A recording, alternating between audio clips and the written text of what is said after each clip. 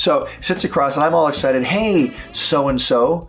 That's right, his name was so-and-so. It's really weird. Hey, so-and-so, I love your work. I'd love to have you work as my storyboard artist and be my top guy. Well, my buddy sold a show over at this other network, and the second that show goes, I'm out of here. And I said, well, okay, but I'm going to in my head, I'm thinking, I'm going to give you the greatest experience of your life. You're going to have so much fun here. I'm going to win you over. This will be the greatest experience ever. You'll never leave. 4 to 6 weeks later. We go to pitch an episode of Fairly Odd Parents, and it's his storyboard.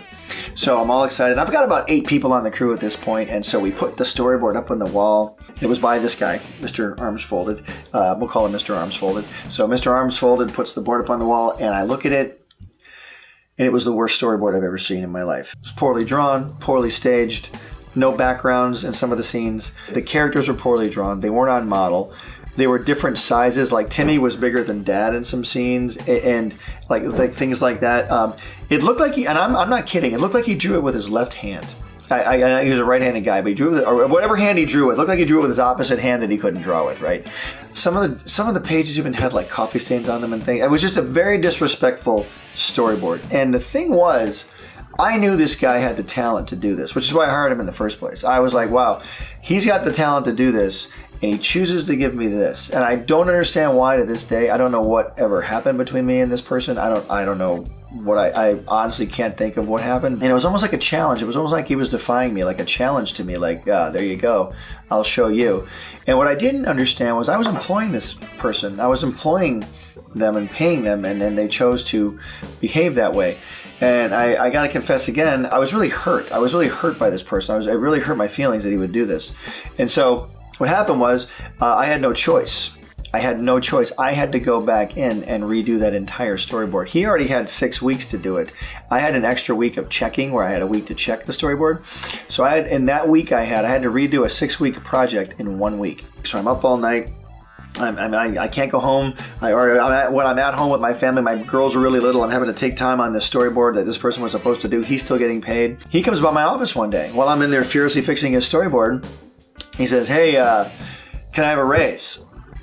And I went, what? You want a raise? And now he wants more money now, right? So I thought, well, no, I don't think I can do the raise for you. But in my head, I'm still like, hey, I'm going to give this guy the greatest experience of his life, right? I'm still confessing that's going to be great. Here's the fun part of the story. I'm done with the storyboard.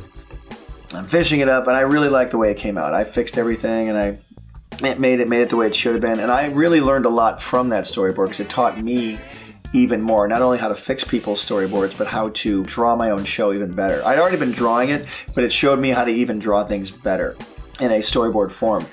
And see, so sometimes what bad people try and make bad, it can always turn out for good. If you have the right attitude, you can turn it into something good. What he meant for bad, I turned it into a good thing. Always remember you can do that. So then he comes to my door again. This is the second time he came to my door, arms folded. He's kind of got a smirk on his face this time. And I look up and now a new Butch Hartman had been reborn.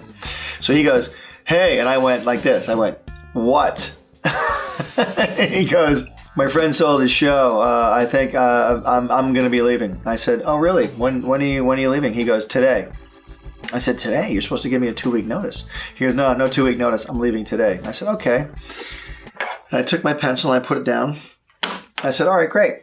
If you leave today, don't ever come back, because what you've done here is you tried to sabotage me. You didn't do a good job, and now you're bailing and leaving me without a storyboard artist now. So if you do leave, don't ever come back, because I don't need to work with people like you. I tried to give you a good job. I tried to help, but you were unwilling to help me. So I'm terribly sorry.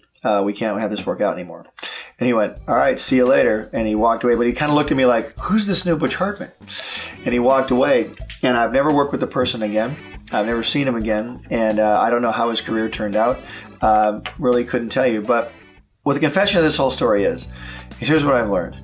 I learned that be nice to people, because that's good for you. It's very good for you. Give people every chance in the world. And I gave him every chance in the world. But when people turn on you and they try and sabotage you and take you out, don't be mean to them, because I wasn't mean to him. But I became firm with him. and I became a leader at that point.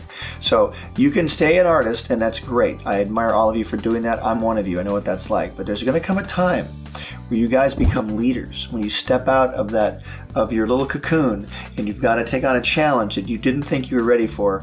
But I'm here to tell you that you are ready for it. You are ready for that challenge, and it's going to happen for you someday. So when they try to destroy you with the explosion, you walk away like Wolverine. That healing factor will kick in, and you will heal, and you will become stronger than you were. And I know you can do it. This is something you can do. It's something you're supposed to do. You're not supposed to be on just one level your whole life. You're supposed to rise to the challenge all the time. Anyway, that's one story about being a Nicktoons creator. There's many more. If you guys want to hear more, let me know down in the comment section below what you want to hear. That's a Fairly Odd Parent story. I got all kinds of stories. Okay, this has been Confessions of a Nicktoon Creator. Thanks so much for listening. And I confess, as always, art gives you power. Use it wisely. Hey Heart fans, subscribe here to keep up with me, Danny, Timmy, Dudley, Bunsen, and the Noog Network, my new app full of cartoons, shows, and games. Download it here. Click over here to watch my most recent video, and here to start a playlist related to this video. Whoa, check out that awesome fan art. To be featured here, use hashtag HeartFanArt and tag me. I'm on every social media platform known to man. Cartoon Butch out. Pencil drop.